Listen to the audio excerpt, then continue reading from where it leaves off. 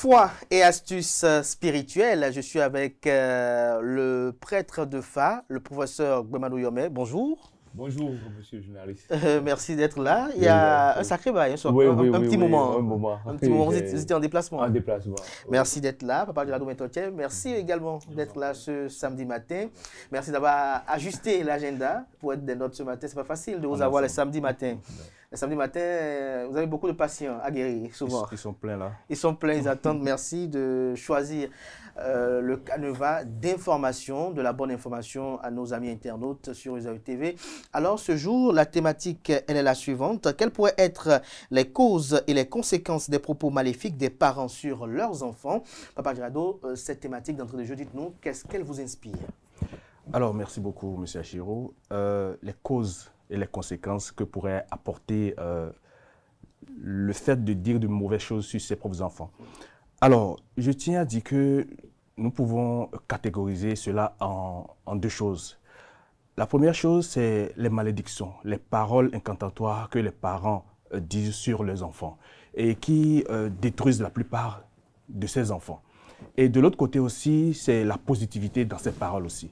Imaginez que vous soyez avec, que votre enfant vous fasse quelque chose de bien et que là, un matin, vous lui dites, mon enfant, je te bénis au nom de, tu m'as fait telle chose, ça m'a vraiment apporté de la joie et tout ça. Là. Dans un autre cas, c'est toujours concernant le comportement de ces enfants qui amène ses parents à dire des mauvaises choses. Un parent qui a gardé ses enfants jusqu'à ce que cet enfant ait un âge donné, vient du jour au lendemain manquer de respect à ses parents, insulter ses enfants, ou bien ne pas porter d'attention à ses parents. Je pense qu'il y a certains parents qui s'énervent et commencent à dire certaines choses de façon diabolique, si je peux m'exprimer ainsi, dans le langage. Il y a des parents qu'on voit voilà. quand même se déchaîner. Se déchaîner, voilà. Si tu es maudit, tu n'auras jamais d'avancement, tu ne vas. Bon, je pense que c'est la colère qui est à la base de cela. La colère et la bonne ambiance que l'enfant amène aux parents. Et là, c'est la positivité dans les paroles. Et de l'autre côté, la méchanceté, c'est-à-dire l'impolitesse et d'autres caractères qui sont en déphasage avec le parent n'a pas aimé. N'a pas aimé. Ça, voilà. Alors, avant de poursuivre dans l'argumentaire de Papa Gérardo Métotier, qui quand même a bien planté le décor, on va d'abord, avec vous, professeur Gbemadou Yomé, revenir sur, puisqu'on parle de spiritualité, le pouvoir spirituel des parents sur les enfants. Quel est leur pouvoir sur leurs enfants? Merci beaucoup.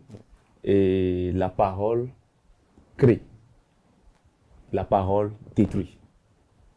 La parole est créatrice et peut être destructrice aussi. Parce que en spiritualité, la parole, c'est de la vibration. Cette vibration que le parent émet vis-à-vis de l'enfant. Et donc cet enfant maintenant reçoit en retour ce choc, l'enregistre. Et quand cet enfant commence par enregistrer cette forme de parole, ça s'appelle l'ancrage spirituel. C'est-à-dire que c'est dans sa tête. Et donc, qu'il veuille ou qu'il ne veuille pas, ça va toujours travailler avec cet enfant-là.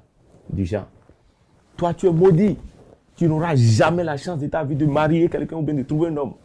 Quand l'enfant entend, même si au départ cette vibration ne peut pas être une vibration valide, l'enfant enregistre ça parce que nous sommes hommes. Et qu'il y a la mémoire, le subconscient qui enregistre tout ça. Et ensuite, ce subconscient maintenant commence par faire travailler l'enfant. C'est là qu'on parle d'autoprogrammation. Et donc en même temps, même devant des situations où tout le monde peut échouer, il suffit seulement qu'il y ait cet échec vis-à-vis des situations. Il va se dire, ah, on me l'avait déjà dit. Et c'est dangereux. Ça veut dire qu'à un moment donné, la parole peut agir directement ou bien peut agir indirectement. C'est de la vibration. C'est de la vibration. C'est de la vibration. Ça s'appelle de l'ancrage. C'est d'abord psychologique. D'abord psychologique. Mais lorsque vous dites que c'est de la vibration, oui. Comme vous l'exprimez oui. ce matin, oui. Alors le parent, qu'est-ce qu'il doit dire sur la vie de son enfant? Lorsque par exemple, parfois, l'enfant l'énerve, quelle doit être l'attitude du parent? Pour rebondir sur ce que mon cher collègue a dit, et Papa Gérardo a dit, si c'est que le parent est fâché vis-à-vis d'un comportement d'un enfant, le parent peut dire, écoute Jean, si tu n'arrêtes pas, je vais me fâcher contre toi. Ça, c'est une manière de manifester sa colère. Si tu n'arrêtes pas, je vais me fâcher contre toi. Si tu n'arrêtes pas, c'est différent de... Tu n'auras jamais, c'est différent de l'ordre, de l'injonction que tu avances sur l'enfant, que tu adresses à l'enfant. Ce n'est pas les mêmes choses. Donc ça veut dire qu'il y a le taux de mémoire qui joue vis-à-vis de l'enfant et la vibration donc de la parole qui vient activer tout. Papa Djado, même question quand même que j'ai eu à poser à professeur Bomayome. Quel est le lien spirituel qui subsiste entre l'enfant et le parent? D'abord, je dirais que le lien spirituel, ça vient déjà du lien entre le parent et l'enfant. Parent, enfant, père, fils, mère, fille, bien fils. D'accord? Il y a déjà ce lien. Il y a déjà ce lien. Voilà. Je vais vous couper très rapidement. Est-ce qu'entre les deux parents, entre papa et maman, est-ce qu'il y a un qui a plus de pouvoir sur la vie et la destinée de l'enfant? La question à vous deux. Oui, excusez-moi. La question était là, mais j'avais fait le développement général avant de répondre à cette question. Lorsque tu prends le signe de phare des enfants, il y a des enfants qui sont directement liés au papa et aux mamans. Je prends le signe de phare, tu vois, comme Aklantoula. Aklantoula dit, nous, mon il sait. Maintenant, il sait, bon, maintenant, il sait. Ça veut dire que cet enfant-là, il saute, il descend. Papa, maman, il sera sous l'influence de ces deux parents-là. Mature, on le coach, on l'informe à lui dire, fais en sorte de ne jamais tomber. Donc, en déphasage avec tes deux parents. Maintenant, il y a des signes de phare qui sont très clairs. Maman seule est liée à lui. Ça veut dire que quel que soit ce que papa va lui dire, ça ne va pas l'influencer. Son devenir. Ah bon? Je prends le signe de phare, l'éternel. L'éternel nous dit, et non, non, mais dit non, non. L'éternel dit non, mais dit non. C'est-à-dire que lui, c'est sa maman ou rien. Et à côté, il y a aussi des signes de phare qui interdisent catégoriquement à la personne de mettre pied dans sa maison maternelle. Ah bon? Ce même l'éternel dit aussi, dit, tu entretiens ta maman, mais tu ne vas pas régulièrement fréquenter ta maison maternelle. Et donc, l'éternel nous dit, l'éternel nous dit, et donc nous, on donne une fille. En français? Je viens. On une fille et qu'il tifo. Et ce que les forgerons utilisent là, pour raviver la flamme là. Oui. Pour raviver la flamme. Le souffler. Pour le souffler. Ce soufflet, on lui a dit que de ne pas aller dans sa maison maternelle. Et il a insisté, et le soufflet est allé là-bas, et est resté là-bas. Dans ce pays-là, des faits où les gens avaient du mal à souffler du feu, à maintenir le feu dans son élan donc vivace, on lui a dit, bon, il y a quelqu'un qui est très puissant quand on lui fait comme ça, fou, là. Le feu est tout le temps activé. C'est ça, le soufflet. Et dans sa consultation, on lui a dit, mais dans ta maison maternelle, les gens ont ce problème de feu là-bas. Là. Si tu vas là-bas, là, c'est que tu ne vas plus retourner. Parce que tellement ils vont t'accueillir, te loger et rester chez toi. Le soufflet a dit non, qu'il a déjà pris par plusieurs pays, aider les gens dans le feu et tout, dans la manière de raviver la flamme et tout. Et qu'aujourd'hui, il est allé là-bas, les gens ont découvert la magie qu'il y a dedans. Il dit non, chaque fois c'est éventail, ils utilisent, mais lui, il est bon, il peut rester ici. Il a forcé, il voulait partir. Il est plus beau, c'est-à-dire qu'on lui a arraché tes dents. Et donc, on donne une fille. C'est maison maternelle. Il y a plusieurs signes de phare qui disent que tu es lié à ta maman. Et il y en a qui disent que tu ne dois jamais mettre pied dans ta maison maternelle. Je vous reviens par rapport à ces signes-là spécifiquement. Oui, Papa Djado Métotier, qui est quand même haut dignitaire du culte Tronc-Catholica à la FIA. Alors, à votre niveau, qui est plus prépondérant dans la vie et la destinée de l'enfant? La maman ou c'est le papa? Sur cette question-là, beaucoup de personnes... il y a beaucoup de théories. Il y a beaucoup de théories, voilà. Et nous pensons tous, beaucoup de personnes, ces personnes qui ne sont pas trop dans le spirituel, pensent que c'est souvent les mères. Et vous allez constater que c'est souvent nos mamans qui disent de ces choses-là. Certains papas aussi le disent. Mais comme vient de le dire le professeur Bomayome, il y a certaines mères qui vous maudissent du jour au lendemain. C'est-à-dire chaque jour que Dieu fait là, elles arrivent à vous maudire, mais vous avancez. C'est relatif à à la réceptivité de chaque personne, c'est-à-dire à quelle est votre compatibilité spirituelle avec votre père ou bien votre mère. Il y a d'autres, les deux parents là, ils vous ont seulement mis au monde, mais quelles que soient les malédictions qu'ils vont vous apporter, ça ne va pas agir sur votre vie. Il y a d'autres, c'est la maman, elle dit, paf, vous avez les inconvénients. Il y a d'autres, c'est le papa. Donc c'est relatif. C'est relatif. C'est relatif à ce niveau-là, mais j'ai une question à vous poser. Comment celui qui peut-être, vous savez très bien qu'il y a des gens qui ont souvent des différends avec les parents. Parfois, ces différends-là puisent la légitimité de peut-être le fait que papa et maman sont séparés, qu'après, il n'y a pas une bonne gestion de la suite, notamment la garde de l'enfant, l'éducation de l'enfant et son suivi, ce qui fait que peut-être l'enfant n'a pas été nourri à l'amour, à la source de l'amour parental, ce qui fait que parfois, il y a une dichotomie qui s'installe. Alors, ces enfants-là, que les parents parfois maudissent ou disent des insanités sur eux en raison de cette incompréhension qui s'installe, comment l'enfant, il arrive à se soustraire de l'effectivité de ces malédictions qui proviennent soit du ventre dans lequel il est resté pendant 8 ou 9 mois, ou soit du sperme qu'il a fait venir au monde, du détenteur du sperme qu'il a fait venir au monde, si vous le dire ainsi. Vous savez, lorsqu'on parle de la spiritualité, c'est tout un autre monde. Je reviens toujours sur ce que le professeur Gbemayomé a dit. Vous pouvez être tout le temps, c'est-à-dire vous pouvez être élevé par votre mère, et que lorsque vous devenez grand, vous avez l'argent et tout ça là, votre père est finalement revenu plutôt dans votre vie pour s'imposer en tant que père ou bien en titre de reconnaissance et tout ça là. Vous n'avez pas grandi avec vos deux parents. Le papa se fâche et commence à dire certaines choses. Ça peut agir sur vous. D'accord? Ce n'est pas parce que votre maman vous a gardé, ou soit que le couple était déjà disloqué, ou bien que c'est votre papa vous a gardé, que obligatoirement, l'autre qui a déjà fait plus de 10 ans, 20 ans sans vous voir, s'il vient, il dit certaines... je ne sais pas si vous comprenez, vous allez voir certaines personnes dire certaines choses alors qu'ils n'étaient pas présents dans votre vie, ils le disent, ça s'accomplit dans votre vie. C'est effectif. Donc c'est toujours relatif, c'est-à-dire à votre connais-toi toi-même. D'accord, le connais-toi toi-même, ça passe déjà par l'initiation, se connaître. Et quel est le lien spirituel que vous avez envers votre père et votre mère?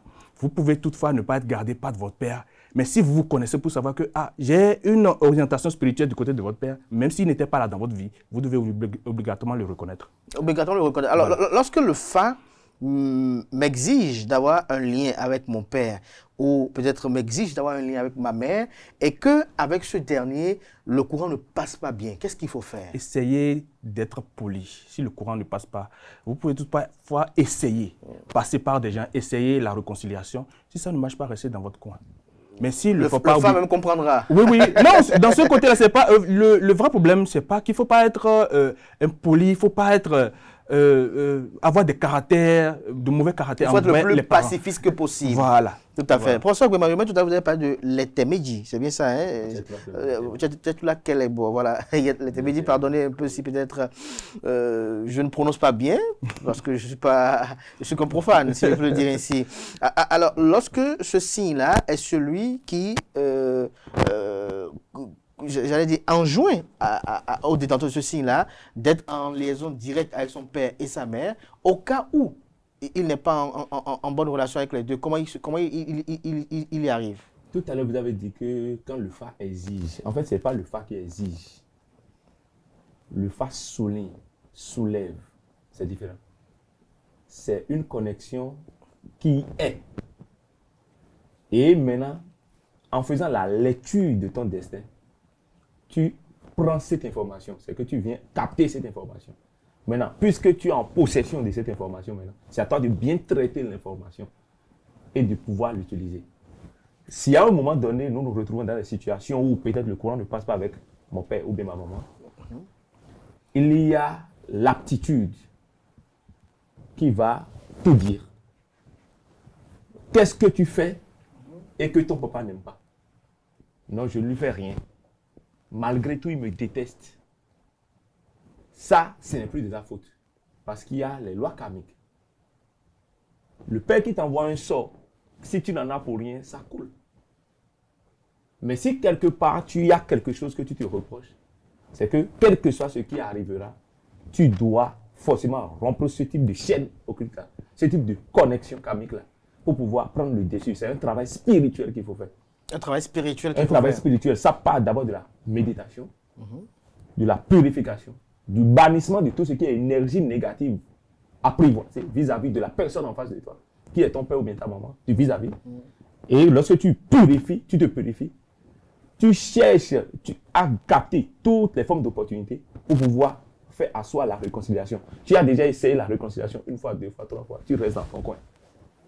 Sans pour autant envoyer des diatribes, sans pour autant pousser des propos ou bien des types de provocations pour dire que malgré tout, je fais tout, bon, papa ne veut pas venir.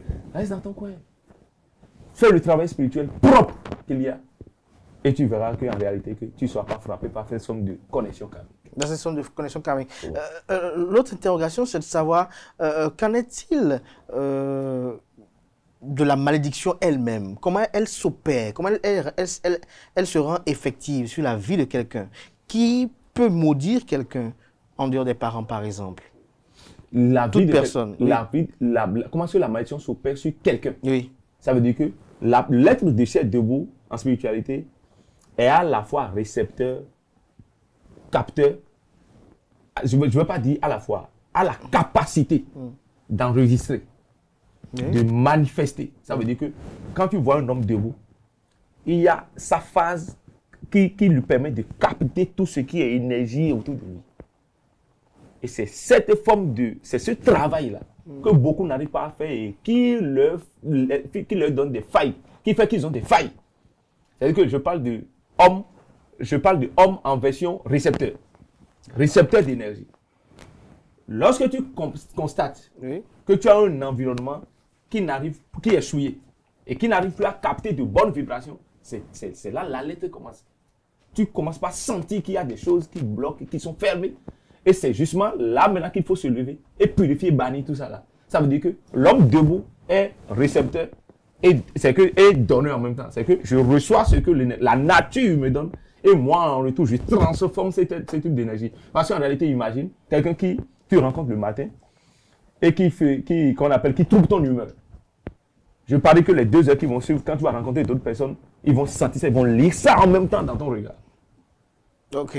Tout est énergie en fait. Tout est énergie. Ma question à Papa Djirado Metotche, c'est de savoir quelle est la répercussion sur celui qui émet la malédiction?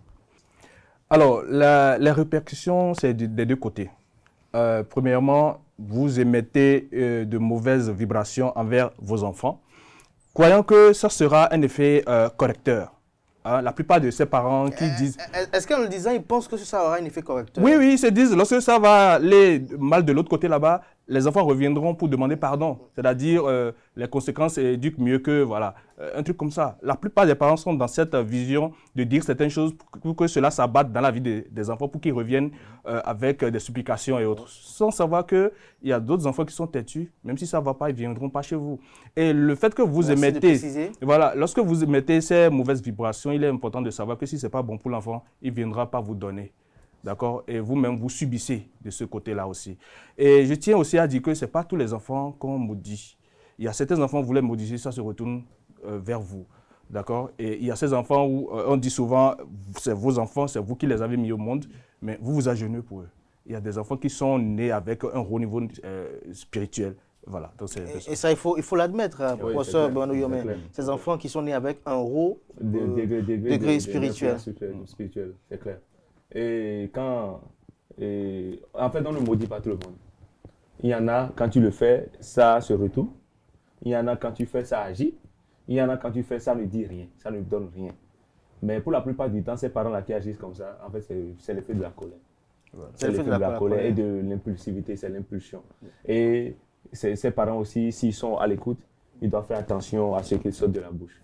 Est-ce que c'est que la colère ou pour moi c'est l'ignorance sur les enjeux de l'acte qu'ils sont en train de poser? Parce que la colère, oui, mais lorsqu'on peut être en colère, mais ce n'est pas parce qu'on est en colère qu'on va se dire qu'il faut sauter d'un pont. Ou bien, il y a un autre aspect que j'aimerais rappeler là. Il y a certains parents qui sont naturellement négatifs. D'ailleurs, leurs enfants évoluent, ça les fait mal. Merci. Ça les fait mal. L'enfant qui trouve, il y a d'autres personnes. Moi, j'ai reçu des parents jaloux des enfants. Jaloux des enfants. Oui. Moi, j'ai reçu des cas où l'enfant lui fait tout. Voilà. Mais c'est lui qui maudit l'enfant chaque jour et préfère les autres enfants qui ne lui donnent rien que l'enfant qui lui donne. Il y a de ces cas, des parents qui sont négatifs, c'est eux qui détestent des enfants à les maudire tout le temps. Que la culture de la jalousie. La culture de la jalousie envers leurs propres enfants. Qu'est-ce qui peut expliquer une telle attitude, professeur Bemandou Yomé? Non, ça c'est la culture. C'est un envoûtement? Non, pas un envoûtement. C'est la petite sorcellerie. Oui, c'est leur culture en fait. C'est que l'environnement dans lequel ces parents ont grandi, le cadre et l'héritage qu'ils ont reçu en éducation vis-à-vis de personnes parce que tu as grandi dans un système où c'est toujours ça. Tu grandis avec et malgré que dans ce système, quelqu'un te dit c'est pas bon, tu grandis avec. C'est ça que tu manifestes maintenant vis-à-vis de tes enfants. Et à un moment donné, quand tu ne peux pas le faire, il y a des parents qui sont observateurs, qui sont à l'extérieur et disent clairement que, tiens, et bon, nous il y a de ces choses. On ne le dit pas devant les enfants qui sont concernés, qu'on pense qu'en réalité, ce n'est pas quelque chose qu'on est en train d'essayer de corriger depuis la base. Depuis la base.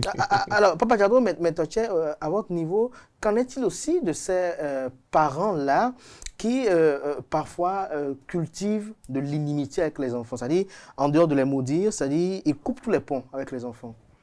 De ce côté-là, on ne peut pas tout forcer. Il faut, toi enfant, il faut d'abord essayer de tenter la réconciliation. Et si ça ne marche pas, si vous êtes une personne comme moi, je reste dans mon coin, même si vous êtes mon père, ma mère. Parce que je pense que j'ai besoin d'amour parental. Mais de ce côté-là, si je le donne à vous et que vous ne me le rendez pas, je ne pense pas que j'aurai à forcer. C'est comme si je suis en train de forcer une amitié et tout ça là. Sauf que c'est la famille. Mais qu'est-ce qu'on peut? On ne peut que rester dans son coin. Si les parents se sentent sont dans l'envie de me voir, ils viendront à moi. Mais quand il y a des situations comme ça, est-ce que vous ne faites pas des consultations dessus pour savoir est-ce qu'il n'y a pas un esprit maléfique, surtout que lorsqu'il y a des cas de séparation, parfois la maman peut dire au papa que bon, l'enfant ne te sera jamais bénéfique, le papa qui dit à la maman l'enfant ne sera jamais bénéfique. Est-ce que parfois il ne peut pas avoir une connotation spirituelle qui amène à ce que l'on soit dans de tels cas, professeur Boumandou Yomé? Oui, bien sûr, il y a beaucoup de traitements, surtout si l'enfant est éveillé. Parce que quand tu as un enfant et que tu constates que ce que tes parents t'ont dit ont commencé par se manifester dans ta vie, tu t'élèves. Automatiquement, c'est justement ce qui fait que nous, on est là. Les Bokono, les Ronongan et tout, c'est justement ce qui fait que nous, on est là. Donc, ça veut dire que lorsque tu es quelqu'un que tu es concerné, donc par ces formes d'attaque, il y a beaucoup de travaux spirituels, des travaux spirituels de purification, d'accord, de libération, des travaux de feu qui permettent de rompre quand même ces chaînes de feu, ces chaînes occultes pour pouvoir prospérer, évoluer. Il y a beaucoup de travaux qu'on peut faire dans ce sens-là. Mais il ne sert à rien de chaque fois faire le travail et aller chaque fois encore te ressouiller. C'est là encore le problème. C'est comme si tu te traites et tu replonges. Tu te traites et tu replonges. Ce n'est pas la même chose. Et ça ne règle pas le problème. Donc ça veut dire que tu fais le traitement en bonne et due forme. Et ensuite, maintenant, je vais vous dire, il y a des gens qui sont faits pour être envoûtés. Il y a des gens qui sont faits, c'est que eux, là, quand ils viennent dans ce monde, on doit leur envoyer des sorts, des propos. C'est-à-dire en fait, celui qui reçoit aussi, celui qu'on envoûte aussi, là, celui à qui on envoie des propos et qu'on appelle maléfiques et autres, là, il y a des gens qui sont faits pour ça. C'est que dans leur structuration, eux, ils viennent comme ça et on dit que sur ton chemin, c'est souvent dans ça là que toi, tu vas tomber chaque fois. Mais il y a des gens comme ça. Ça veut dire qu'on n'envoie pas des propos maléfiques à tout le monde et à n'importe qui. Mais tout à l'heure, vous avez parlé de signes de phare qui pourraient être directement sous l'onction de sa maman ou d'autres sous l'onction de la maman. Ou les deux. Est-ce qu'il y a des signes de phare qui disent que l'enfant sera tout le temps en porte-à-faux avec ses deux parents? Il ne va pas s'entendre avec ses deux parents. Oui, bien sûr. Bien sûr, bien sûr. En fait, le phare ne dit rien pour rien. Le phare ne sonne rien pour rien. Pourquoi est-ce que le phare est allé et souligner ce paramètre-là? C'est justement parce qu'il va arriver des moments où de ces cas vont arriver, d'accord, de ces problèmes vont se poser. Et c'est à lui maintenant de se rappeler de ce que son signe de phare lui a dit et de faire attention et ne pas réagir. Et ne pas réagir. Ou faire attention à ne pas aller sur ce terrain avec ses phares. Mais lorsque le signe de phare dit que le détenteur de lui, par exemple, de ce signe-là, il dit que, ou il souligne, comme on l'a dit si bien, qu'il y aura des différends avec les parents. Est-ce que l'intéressé... Non, il ne voit pas des différends. Son bonheur va dépendre de la bénédiction du papa et de maman. Donc, l'information est posée là. Mais est-ce qu'il n'y a pas parfois des informations où c'est dit expressément que l'enfant ne va pas s'entendre avec ses parents? Oui, bien sûr, il y a des signes de phare où l'enfant va rejeter ses parents. Oui. Je prends le signe de phare comme tel que on dit par exemple. On dit au départ, M. Diallo a dit, au départ, l'enfant, et Ronogan Diallo a dit, au départ, l'enfant, d'accord, s'est vu rejeté par ses parents, sur on dit. Et après, les parents tombés malades, étaient obligés de chercher des spécialistes pour les guérir, et sont encore retombés sur leur enfant qui était entre-temps devenu médecin. Sur le signe de phare, on dit, ça veut dire que naturellement, quand tu fais cette consultation, tu dis que, attention, il y a des différends entre ton père et ta mère et toi.